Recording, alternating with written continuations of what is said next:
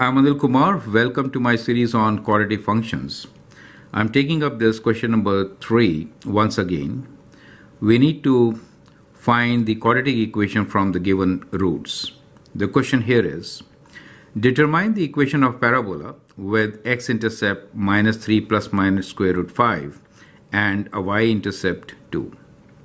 So I've discussed two methods which we can use to get the solution of this question. The first method, let me say, is when we are given two roots, we could write quadratic equation as y equals to a times x minus x1 times x minus x2, where x1 and x2 are the roots. In our case, the roots given to us are x1 is minus 3 plus square root 5 and x2 is minus 3 minus square root 5. So when we use this formula, we could replace these roots and then get our solution. So we get a times, let me use square brackets now, x minus. So if I use the first root, I'll just directly change the signs here. So minus of this means plus 3 minus square root 5 times x minus. Now that changes both the signs to positive, so we get positive 3 positive square root 5. Correct? I hope that step is clear. Now, how do we multiply this? That is a major question which has been asked. So what we do here is that we consider x plus 3 as 1. Correct? Then you could treat this as sum and product, So now it is kind of a plus b. Let me not write a plus b. Let's say capital A plus b times capital A minus b should be equal to what? A square minus b square, right? So that square minus this square. That is what we will get. So this helps and cuts down on many steps. So we get a times x plus 3 whole square minus square root 5 whole square, and okay, so that means we get a times, let me square this, x square plus 6x plus 3 square is 9 minus 5, which could be written as a times x square plus 6x plus 4. So what you get here is that y is equal to all this. So we have already utilized the x-intercepts. Now, using the y-intercept of 2, we can get the value of a, right? So now we are going to use y-intercept. So that is x value is equal to 0 and y value equals to 2, correct? Now if I substitute that, we get what? We get 2 equals to, in this equation, x0, so we get a times 0 plus 0 plus 4, and that gives you 4a equals to 2 or a equals to 2 over 4, which is half. Correct? Now using this, we know that now y, the quadratic function, could be written as half of, so that is half, and x square plus 6x plus 4. So that becomes the quadratic function. Perfect. So we can write down our answer very clearly as let me write down in a different ink here.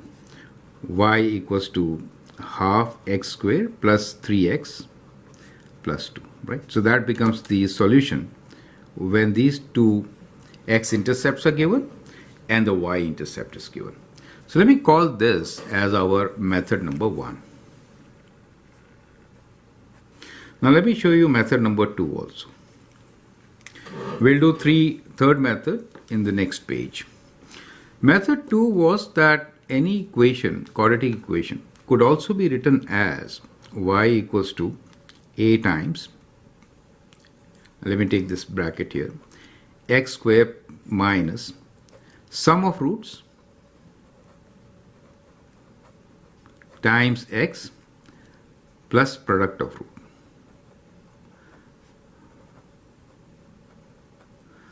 Now, this is a standard way which you use for finding quadratic equation for the given roots. Now in this particular case, what is the sum of root?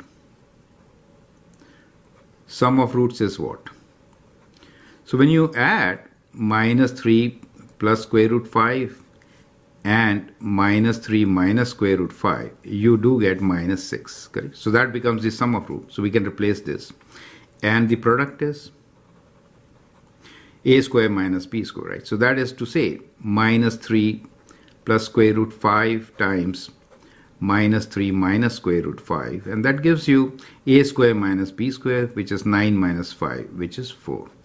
So once you know that, you get the equation as y equals to a times, and within brackets we'll write x square minus 6, right? That makes it plus 6x and plus 4. Do you see that? And then what we could do is we could use y-intercept, which is 0, 2, which will give us the same result, right? What we got here. Perfect. And so we get, using this as we did, a equals to 2, a equals to half, and therefore we get the same answer, y equals to half x squared. Half of 6 is 3x plus 2. Is that clear? So that becomes the second method, and of course you can see this second method is far better than the first one. Now let's look into the third method, which is the most effective way of solving. So let's move on and take up the third method, where I'm going to use directly the quadratic formula result. Now I'm going to discuss with you the most effective way of getting quadratic equation from the given roots. As you know, if the equation is y equals to ax squared plus bx plus c, in that case the roots are what? There could be two roots, and we write them as minus b plus minus square root of b square minus 4ac divided by 2 times a. Perfect. So that is the base of getting the roots. All of you know this is a quadratic formula, right? Okay. Now let us see how to use this knowledge and get our quadratic equation. Now in our case, we are given the roots, and we are saying, instead of this formula, we are saying that the roots are minus 3 plus minus square root of 5. Now if you want to rewrite in this form, you could very easily say that this is over 1. I hope that makes sense, correct? Now see what? So 2a is equal to 1. So a is half. So first step. So from this comparison, we know 2a equals to 1, a equals to half. Do you see that? No calculations required. Straight answer. Second, minus b is equal to minus 3. So what do we get? Minus b equals to minus 3. So b equals to 3. Excellent. Now you have to do some calculations for the last part. So we are looking for the square root part now. Now in the square root part, we know a and b, right? So we are comparing b square minus 4ac from this side. Inside square root, that term is 5 here. Got it? We know what b is, we know what a is, we can find what c. Simple as that. So it is 3 square minus 4 times half times c equals to 5. So which gives you 9 minus 2c equals to 5. Perfect. So from here, you can take 2c on this side. So let me get back to this side now. So we can say 2c equals to 9 minus 5. So 2c is 4 and c is equals to 4 divided by 2, which is 2. So we get all the 3, right? So this ink we used for, I'm sorry. So c equals to 2, okay. Now let me color them all in this color. Okay, that's fine. So we get all our coefficients. And therefore, we can now write down the equation as y equals to a is half, right? X squared. B is 3 for us. So we get plus 3x. And c is 2 for us, plus 2.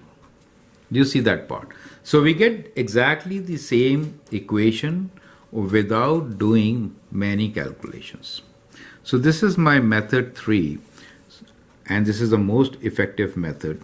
You could always use it for complex roots also. So the question for you now is that if the roots are, let me just write some values here. So 2 plus minus square root of, let's say, 3, and let me write I here, right? So I'm writing a complex. We could also divide by some number, let's say 2, right? So in that case, 2a will be, you can compare. So even if I have a complex root, I can get my quadratic equation very easily using this third method. So I hope you understand and appreciate, and I'm really thankful to many students who had this question of putting up a video to compare all the 3 methods which I generally talk about. I hope that makes sense. Feel free to write your comments and share your views. Thanks for watching and all the best.